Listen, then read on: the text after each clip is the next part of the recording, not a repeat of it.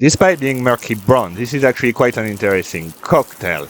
It's a play on the umami savory quality of figs. For that, we're gonna start with a nice pink peppercorn simple to deepen the flavors.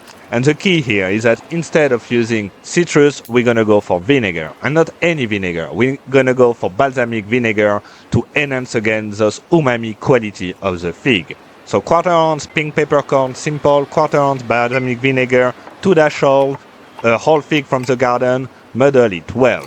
We're gonna top that up with 2 ounces of a nice dark rum. As usual, plenty of ice, and you're gonna shake it like you mean it.